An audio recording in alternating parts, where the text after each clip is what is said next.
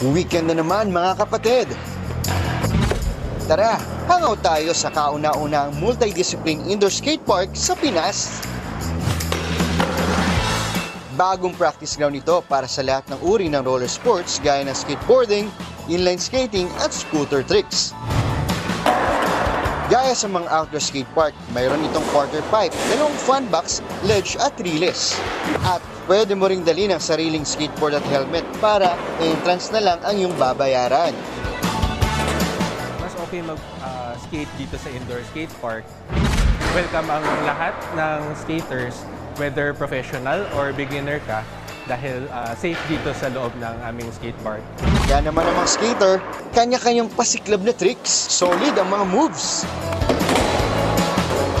Gaya na lamang ng skater na si Dom na laging laman ng kalsada noon. Nakikita ko lang yung mga nag-skate sa kalsada. Sumabay lang kayo sa mga nag-skate. Matututo rin kayo. 2 dekada na rin nag-skateboard si Jeff. Ang tanong, bakit kaya itong napili niyang libangan? Skateboarding, kaya ako siya pinili kasi hindi ka masasaktan ng ibang tao, like basketball. Masaya siya gawin, individual, and then good for the health, physically and mentally. Enjoy na enjoy rin na nag-celebrate ng anniversary ang mag-partner na sina Jinsei at Atea. Skaters in love! Exciting and nakakatakot. Student-friendly. Try ko na nga rin.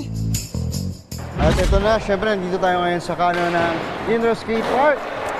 Nagpa-practice din ako. First time ko itong gagawin sa buong buhay ko. Kinakabahan ako. Nakikita ko lang siya sakali pero ngayon, susubukan natin.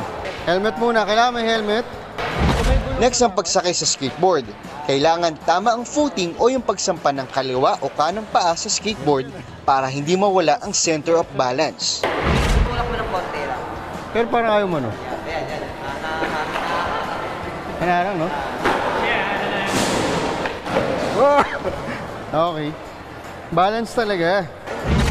Ang skate, parang love din pala. Hirap i-balance kung anong mas uunahin.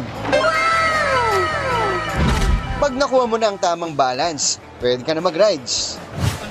Hala na si Batman. Okay, goods na yun. Mahirap siya mag-balance. Hirap na hirap ako mag-balance. Sana pagkain na lang ulit. Pero teka, ano naman kaya masasabi ng mga skaters sa indoor skate park na ito? Sa indoor, mas safe, maganda sa heg, and wala kang magiging problema like kick out or authority. Dahil syempre, bawal din naman yung ginagawa ng mga skater na nag-skate sa street.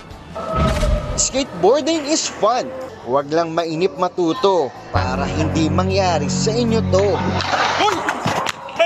Skate safe! Mondi Lopez, News 5.